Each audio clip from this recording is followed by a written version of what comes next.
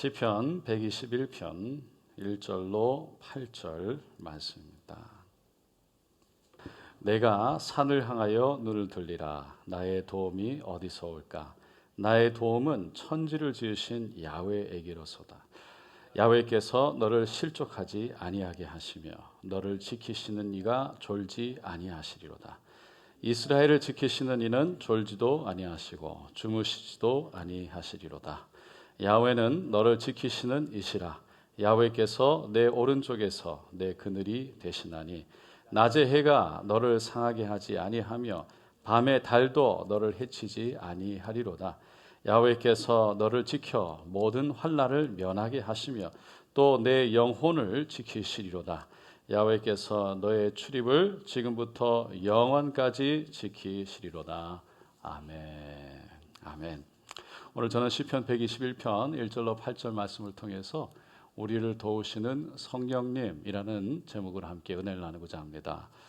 어느 마을에 할아버지를 먼저 천국에 보내드리고 혼자 사시는 할머니 한 분이 계셨습니다. 그 할머니는 매일 2차례 베란다에 나와서 주기도문을 크게 외우고 그리고 그 마음의 소원을 따라 하나님께 간절히 기도하곤 했습니다. 그런데 이 옆집에 그렇게 기도할 때마다 한 할아버지가 창문을 열고 아이 할망구야, 하나님은 안 계셔, 하나님은 없어 그러면서 큰 소리로 치곤 했습니다. 그러다 어느 날 할머니가 살아가는데 돈이 다 떨어진 거예요. 그래서 어떡하나 기도하고 있는데 마침 할아버지가 그 소리를 듣고 음식을 한 보따리를 사가지고 할머니 집 앞에다 갖다 놓은 겁니다. 할머니가 아침에 나서 보니까 막 음식이 한 보따리가 있는 거예요. 너무 놀라가지고 아이고 하나님 감사합니다. 그리고 저는 들어와서 여느 때처럼 베란다에 나와가지고 큰 소리로 주기도문으로 외우고 기분이 좋아서 하나님 감사합니다. 살아계셔서 감사합니다. 이러고 있는데 옆에서 문이 드르륵 열리더니 할아버지가 아이 할망구야, 하나님은 안 계셔, 그 음식 내가 갖다 놓은 거야 그러는 거예요. 그러니까 할머니가 손을 번쩍 들더니 하나님 저 영감탱이를 시켜서라도 음식을 갖다 주셔서 감사합니다 기도를 했다는 거예요. 여러분, 우리 주위에 지금 코로나에 걸린 분도 있고요, 또 코로나 때문에 가정에 격리를 하는 가족이 걸려서 격리하는 분들이 정말 많습니다. 한 분 한 분 정말 하나님께서 한 분 한 분 도와주실기를 간절히 소원합니다. 도와주실 줄로 믿습니다. 오늘 시편 기자는요, 하나님이 도와주실 것이라고 그렇게 담대하게 오늘 본문에서 외칩니다. 내가 산을 향하여 눈을 돌리라. 나의 도움이 어디서 올까? 나의 도움은 천지를 지으신 야훼께서로다.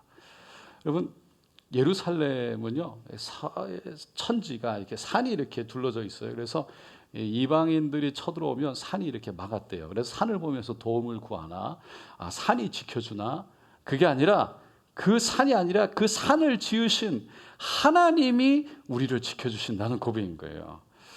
여러분, 오늘 이 본문 말씀은요, 여호와는 나의 목자시니 내게 부족함이 없으리로다. 시편 23편 말씀과 함께 정말 많은 그리스도인들에게 참 사랑을 받는 말씀이에요. 왜냐하면 이 말씀 붙잡고 간절히 기도하다가 살아계신 하나님의 손길이 경험되어진 일들이 일어났기 때문이에요. 1977년에 우리나라 그 등반대원이 만들어지고 처음으로 에베레스트 산에 올라가게 되었다는 거예요. 8번째로 정복을 하게 되었어요. 그런데 그 당시에 김영도 장로님이라는 분이 있습니다. 우리 교회 김영도 집사님이 계신데 김영도 장로님이 등반 대장이셨어요. 그 분이 장로님인데 이렇게 올라가다가 거의 끝에 이제 올라가는데 산 꼭대기니까 올라가면 산소가 부족한 거예요. 그래서 준비했던 산소통을 꺼내가지고 이렇게 하는데 연결해서 해보니까 그 산소가 나오는 부분이 고장이 나서 산소가 나오지 않는 겁니다. 그래서 내려놓고 어떻게 해야 되나, 그냥 내려가야 되나, 정복하지 못하고, 아니면 그래도 끝까지 올라가야 되나, 정말 복잡한 마음으로 올라가면서 기도하는데 갑자기 마음 가운데 오늘 본문 말씀 3절에 야훼께서 너를 실족하지 아니하게 하신다.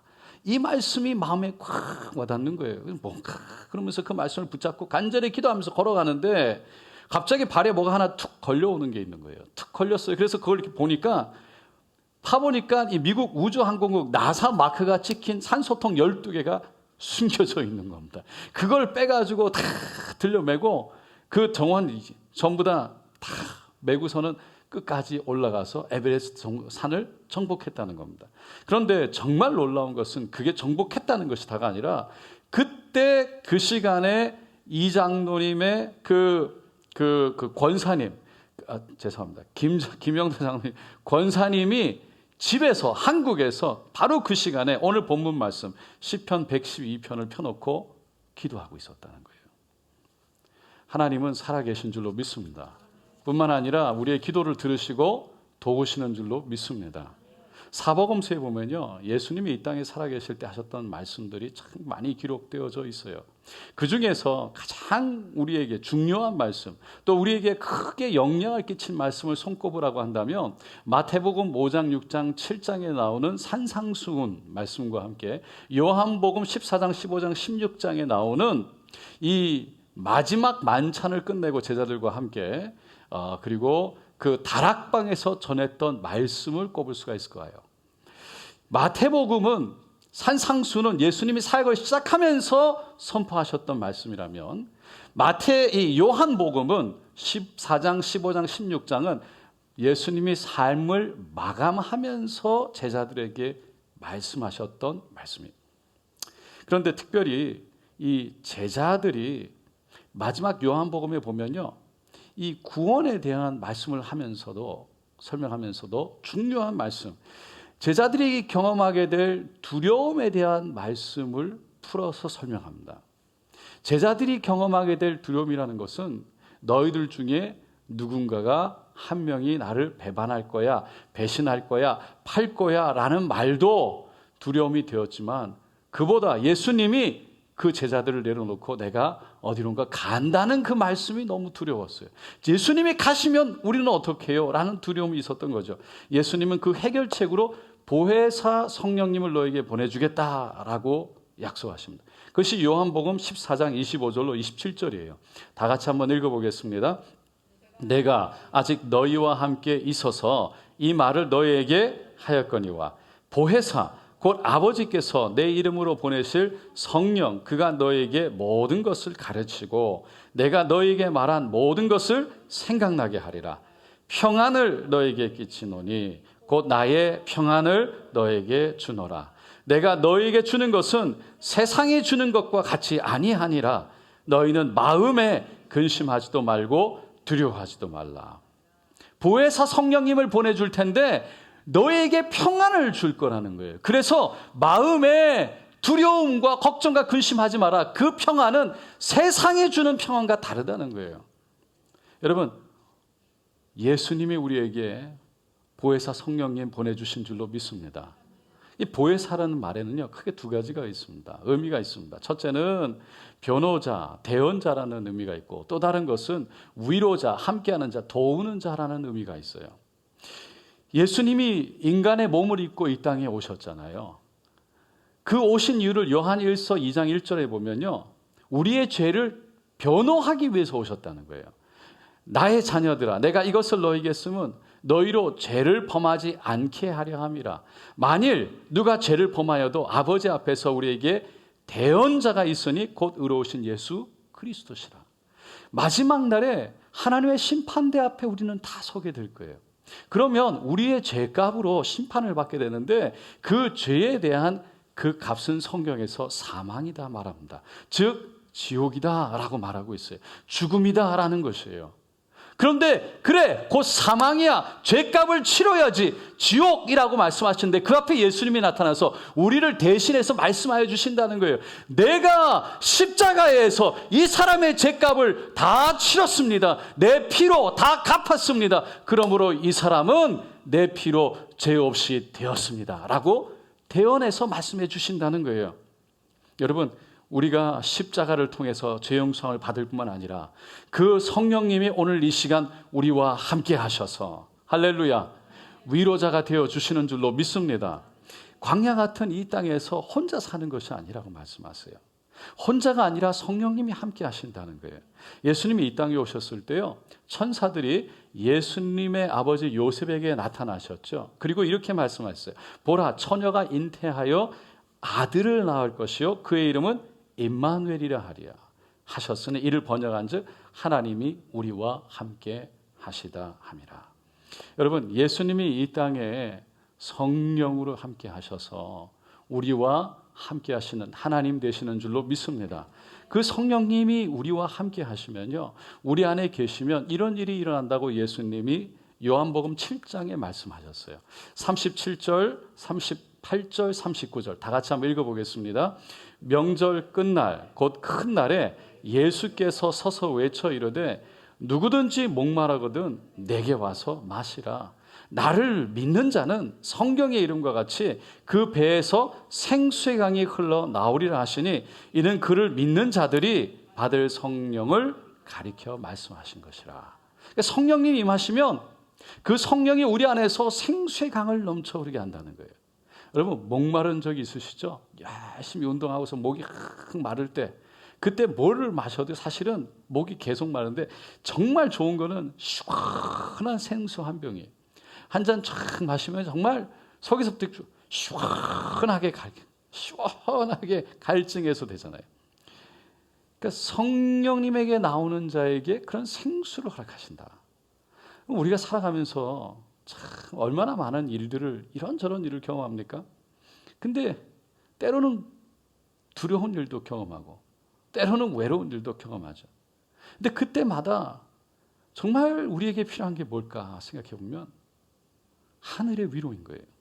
제가 병원에도 많이 이렇게 가보고 또 상담도 많이 해보고 특별히 장례 집도도 해보지만 그때 그 아픈 마음들을 어떻게 할 수가 없는 것 같아요. 그때 기도하게 되는 건 그냥 하나님의 위로예요. 하나님이 위로하셔야지만 해결되는 거예요. 요즘같이 특별히 코로나 바이러스가 정말 너무 많죠. 정말 많이 걸리기도 하고 가족들 가운데 아는 사람들 가운데 일터에 걸려서 우리가 다 격리를 하고 정말 특별히 가정에 아이들이 좀 컸으면 그래도 아이들이 격리하고 알아서 할 수 있으니까 그래도 괜찮은데 아이들이 1살, 2살, 3살 조그만 아이들 그 아이들과 있는데 엄마가 이 확진이 된 거예요. 방 안에서 혼자 격리하면서 그 아이들 걸리지 않게 방문을 잠궈놓고 있는데 며칠을 지나니까 아이들이 문 밖에서 눈물을 흘리면서 엄마 보고 싶다고 엄마 나오라고 우는 거예요. 그 두드리면서 그 엄마는 자기가 확진이니까 그 아이에게 걸리지 않기 위해서 문을 열고 싶어도 그 아이를 만지고 싶어도 만질 수가 없는 거예요. 그냥 문 뒤에서 그냥 울 수밖에 없는 거죠. 그 얘기를 듣는데 제가 그냥 마음속에 기도하게 되는 거예요. 하나님, 그 어린 아이들 그 영혼들을 위로하여 주시옵소서. 국제재활원 연구원인 김종배 박사라는 분이 있습니다. 이분이요, 장애인들을 위해서 먹는 것도 힘드니까 먹는 거 식사할 때 도와주는 보조 로봇이라든지 윌체어에 오래 앉아 있으니까 욕창이 나니까 욕창이 나지 않는 윌체어 이런 것들을 개발했대요. 그런데 한때는 카이스트에서 이 산업공학 석사 과정을 하면서 정말 미래가 촉망되는 그런 젊은이였습니다. 그런데 친구 기숙사에 갔는데 그 허술한 난간에 있다가 거기에서 어떻게 떨어졌어요. 근데 그 떨어진 사고로 인해 목 아래로 온몸에 마비가 된 겁니다. 전신마비, 지체, 장애, 1급 지체 장애인이 됐어요.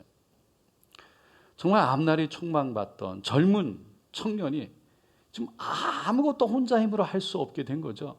병실에 누워 있는데 정말 그 마음이 이루 말할 수가 없는 거예요. 아무것도 할 수 없고 절망과 좌절이 그 마음을 꽉 눌렀어요. 이불에 누워 있는데 그냥 거기에 갇혀 있는 것 같았어요. 영원히 갇혀 있는 것 같았어요. 그런데 그 순간에 누나가 와서 성경책을 내민 거예요.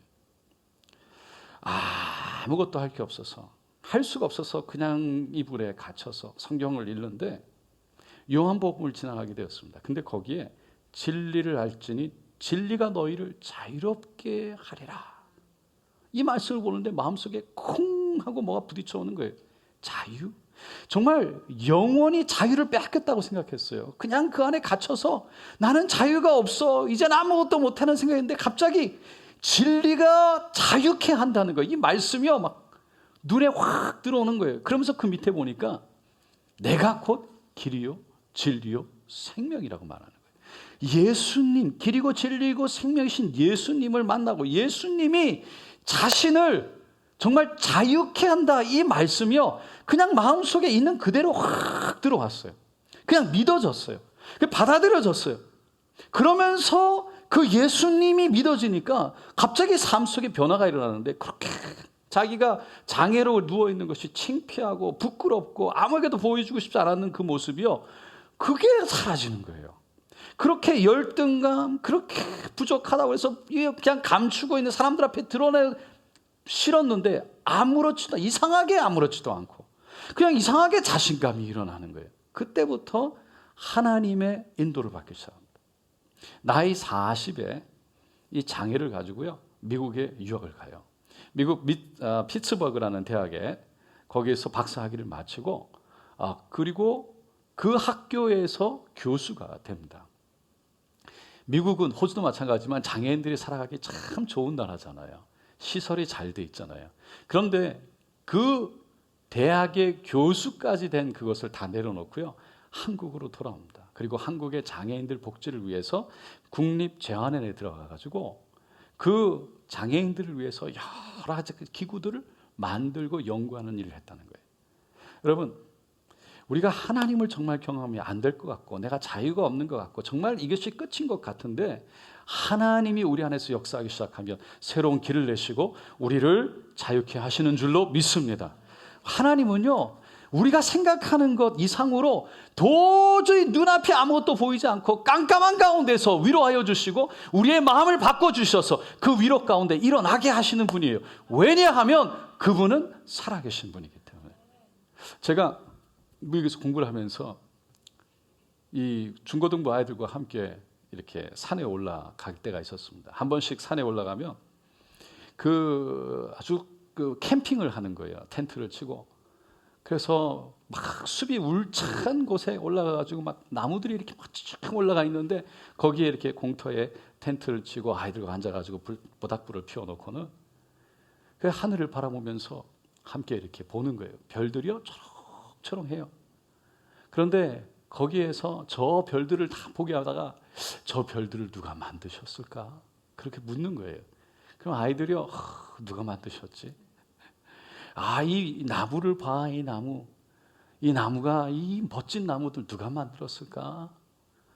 그러면서 아이들에게 저 하늘의 별들을 다 만드신 분, 여기에 있는 나뭇잎들을 만드신 분이 하나님이시다라고 설명을 해요. 그러면서 나뭇잎을 하나 주어서 보여줍니다. 이 나뭇잎과 똑같은 나뭇잎은 여기에 하나도 없다고. 저 하늘의 별들을 보라고. 저 수많은 별들, 반짝이는 별들이 있지만 저 별들 하나하나가 다 다르다고. 다 다르게 생겼다고. 너희들이 여기 있지만 이 땅에 있는 수십억의 사람들하고 다 한 명 한 명이 다르다고. 이게 바로 하나님의 창조의 능력이라는 거예요. 어느 거 하나 똑같은 게 없다는 거예요. 어느 풀잎 하나 똑같은 게 없다. 이게 하나님의 살아계신 창조의 능력이다. 여러분 설명하는 거예요. 여러분 비행기 타면 이렇게 책자를 접으면 정말 좋은 시계들 막 이렇게 선전하는 거 보잖아요. 요즘에 시계들 막 많이 선전하더라고요. 여행도 못 가고 그러니까 시계나 사라고 그러는 건지. 그러니까 시계들을 근데 좋은 시계들을 막 선전하는데 왜 좋은 시계예요? 그 톱니바퀴 조그마한 그 얇은데 그 안에 막 자동으로 톱니바퀴들이 물려가지고 자동으로 돌아가는 거예요. 사람들이요. 그 눈에다가 이렇게 끼고 그 조그마한 톱니바퀴 하나를 거기 그 시계에다가 꼽아가지고 물려가지고 그거를 저절로 돌아가게 하는 거예요. 저절로. 너무나도 치밀하고 너무나도 정교하게 만들었어요. 그런데 이 시계를 붙들고 이 시계가 저절로 돌아갑니다. 저절로 돌아갑니다. 그래서 이 시계는 저절로 만들어졌습니다. 이렇게 얘기하면 아무도 안 믿죠. 저 사람 이상하다고 그러잖아요. 여러분 이 지구와 함께 해와 달과 저 우주에 있는 모든 별들을 보세요. 이 지구가 해와 별들 사이에서 돌아가잖아요. 자전과 공전을 하잖아요.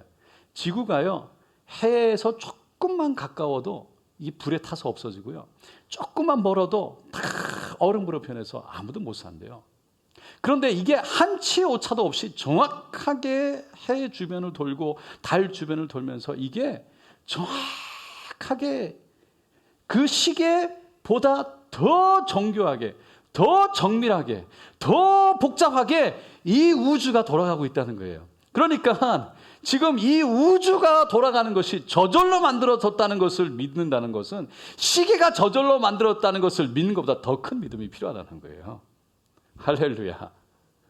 여러분, 이 하나님은 오늘 이 시편 기자가 오늘 본문 말씀을 이렇게 기록한 것을 보면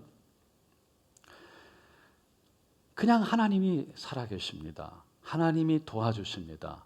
그냥 이렇게 얘기하는 게 아니에요. 그냥 하나님이 계십니다. 살아계십니다. 그냥 이렇게 추상적으로 얘기하는 것이 아니라 정말 하나님의 살아계심과 정말 하나님의 역사하심과 도우심을 경험한 감격 속에서 고백하는 찬양이에요. 오늘 성경을 다시 보면 오늘 본문 말씀이 시작하는 바로 앞에 121편 위에 보면 가로 열고 성전에 올라가는 노래 그리고 가로가 닫혀 있어요. 이 말은 성전에 예배 드리러 올라가는 사람들이 불렀던 노래라는 거예요. 이스라엘 사람들은요, 하나님께서 정해놓은 절기가 되면 그 예루살렘 성전으로 몰려왔대요. 그리고 예배를 드렸어요. 근데 더러는 정말 멀리서부터 그 예루살렘을 향해서 몇 달에 걸쳐서 그렇게 와가지고 도착해서는 그 예루살렘에서 예배를 드렸다는 거예요. 근데 그 멀리서 오는 그 여행길이요, 참 어려운 거예요. 많은 위험이 있고요. 많은 그때 당시만 해도 뭐 지금처럼 질서가 그렇게 좋지 않았잖아요. 그러니까 목숨을 걸고 순례의 길을 걸어왔어야 되는 거였어요. 그러니까 위험과 시련과 힘듦과 어려움과 그렇다고 뭐 씻을 때도 많이 있는 것도 아니고 그런데 그렇게 오랜 시간 동안 멀리서 걸어와가지고 이제 예루살렘이 딱 보이는 순간 그 예루살렘 성전이 보이는 순간 그 성전에 있는 산이 보이는 순간 마음이 막 벅차오르는 거죠. 하나님이 나를 여기까지 도우셔서 도착하게 하셨구나. 내가 드디어 도착했구나. 이제 내가 저기 가서 예배 드릴 수 있구나. 그게 막 감정이 벅찬 거죠. 여러분, 실제로 오늘 시가 기록되는 이 시편이 기록되는 사건 속에 이스라엘 역사가 있었어요. 이스라엘 역사 속에 그런 사건이 있었어요. 이스라엘 사람들이요, 하나님을 버렸잖아요.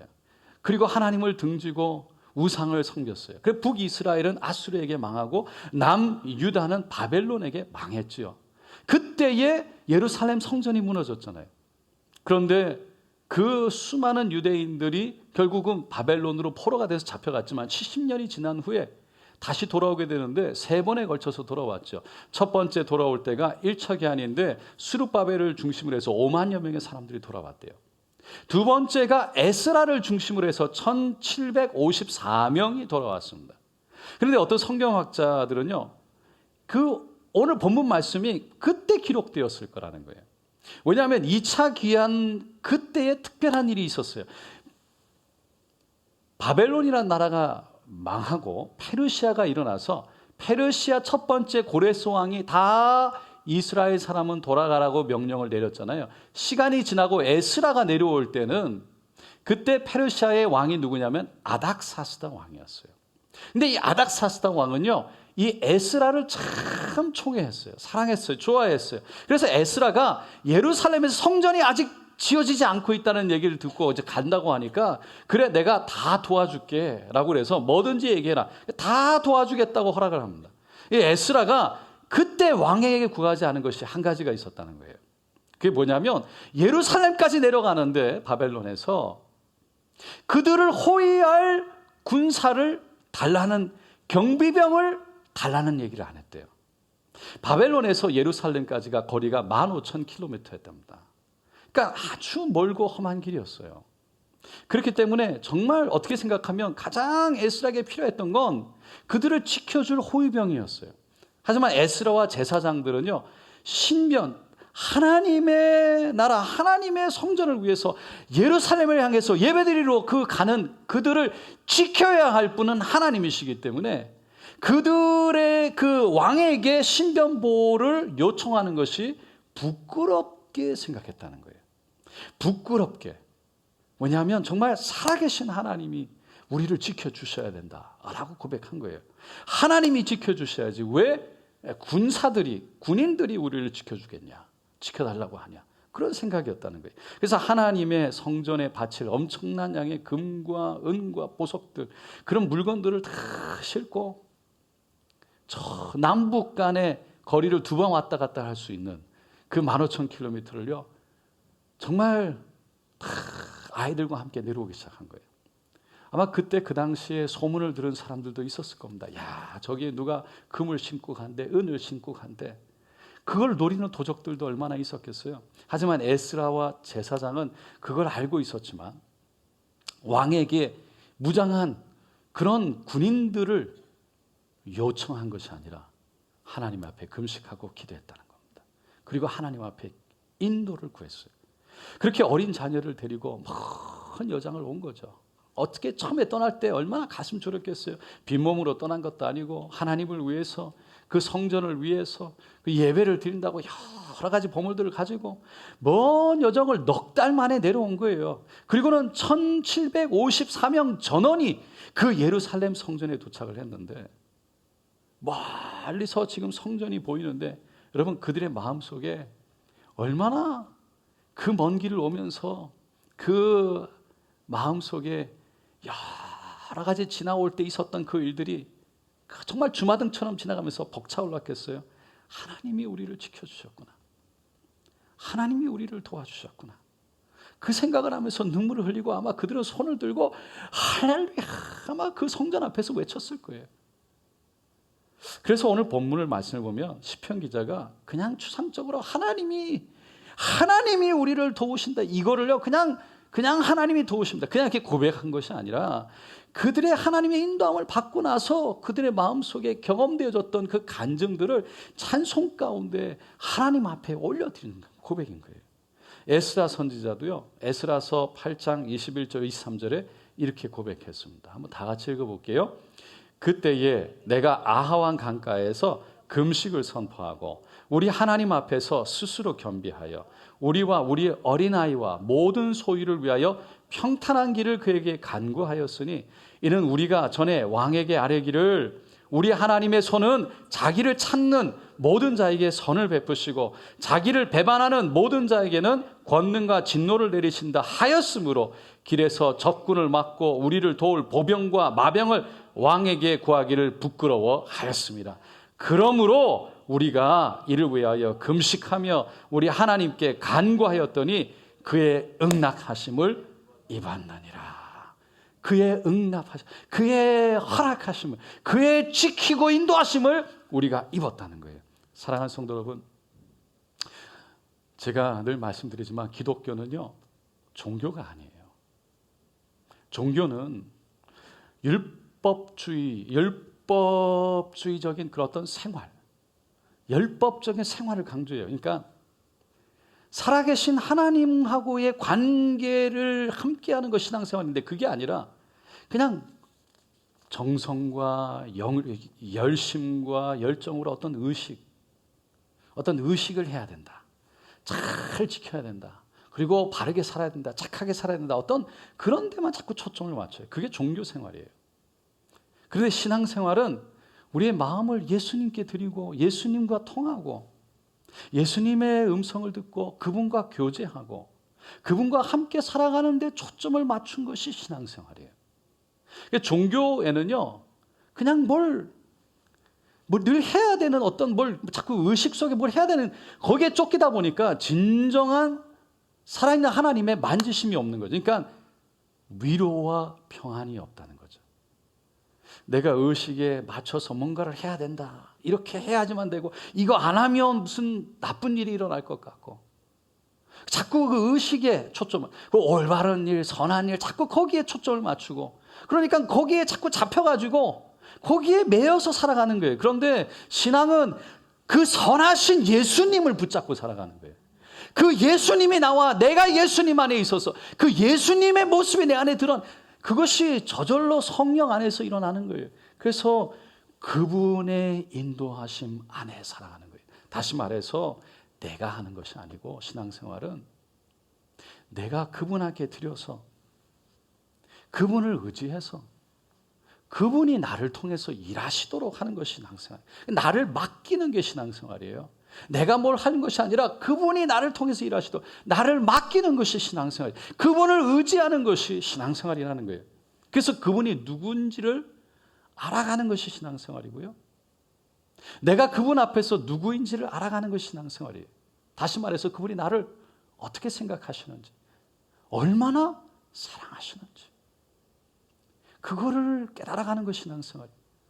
세 번째가 나를 향한 그분의 뜻이 무엇인지를 알아가는 거예요. 다시 말해서 내가 이 땅에서 왜 살아가는지, 지금 힘들고 어렵고 이 땅에서 우리가 살아가야 되는데 내가 어디로 가고 있는지, 내가 왜 그래도 해도 불구하고 가야 되는지 그거를 발견해 가는 것이 바로 신앙생활이라는 거예요. 여러분, 무조건 그냥 인내해야지, 무조건 참아야지, 그냥 가야지, 이뤄야지, 이게 아닙니다. 인생의 끝과 인생의 방향, 그리고 중간에 그 목적을 알기 때문에, 우리는 그것을 알기 때문에 그것 안에서 평강을 취하고 걸어간다는 거예요. 이것은 마치요, 여러분, 월드컵 축구 좋아하시죠? 할렐루야.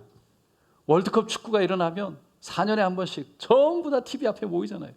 난리가 나죠. 다 모여가지고 이게 중요한 게임이라 그러면, 이거 이겨야 된다 그러면 어떻게 해요? 다 같이 모여서 응원하죠. 대한민국. 네, 감사합니다. 네, 2부 때, 1부 때 다 예배 드려서 혼자 이렇게 해주셨는데 자동으로 나옵니다. 그거 보면서, 근데 이 공이 상대 팀의 골대 앞에서 놀아야 되는데 자꾸 우리 팀 골대 앞에서 노는 거예요. 그럼 여러분 어떻게 해요? 불안하잖아요. 왜 이러지? 그런데 공을 찼는데 이게 미스가 돼가지고 상대 팀에 막 공이 빼앗겨. 막 불안하고, 거기서 왜 그렇게 하지? 이거 해서 이게 해야 되는데, 그러면 막 마음이 쫄이고 막 불안한 거죠. 그러다 골이라도 한 골 먹으면 막 어쩔 줄 몰라 하는 겁니다. 그런데 나중에 게임이 끝나고 그 경기가 이겼다는 소식을 듣고 재방송을 볼 때는 다른 거예요. 공이 문전 앞에 와서 우리 앞에서 놀아도 괜찮아요. 편안해요. 괜찮아요. 공을 뻥 차가지고 미스해가지고 저 상대팀이 갖고 와서 막 갖고 놀아도 괜찮아요. 어쩌다가 와가지고 공을 그냥 한 골을 딱 먹어도 그래도 괜찮아요. 어차피 우리는 한 골 넣고 두 골 넣고 이길 것을 알기 때문에, 끝을 알기 때문에. 할렐루야. 여러분, 끝을 알기 때문에 우리는 평안하게 볼 수 있다는 거예요.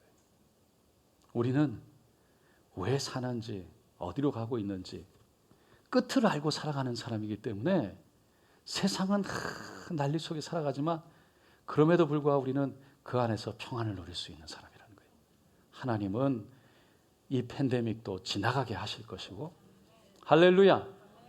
그리고 우리의 가정도, 우리 교회도, 우리의 직장도, 우리 사업장도 다 지나가게 하실 것이고, 이것마저도 합력하여 선을 이루어내실 줄로 믿습니다.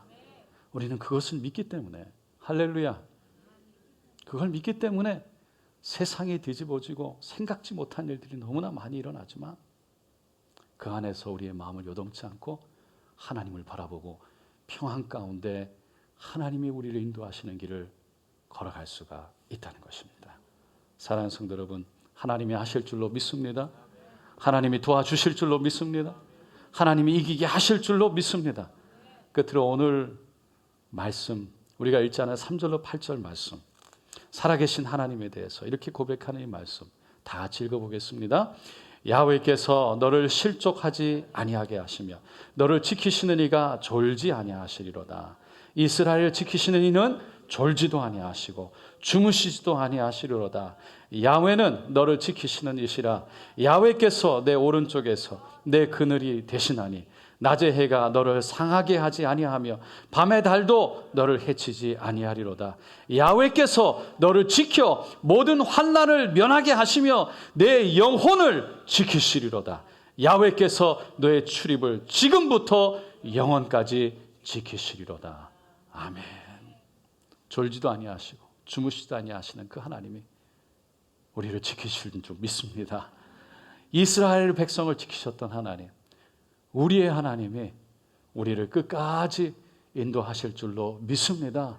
여러분, 끝까지 주님이 나를 인도하신다는 그 믿음 가운데 평안을 누리고 그 평안 가운데 성령의 인도함을 얻는 저 여러분 되시기를 예수님의 이름으로 축원드립니다.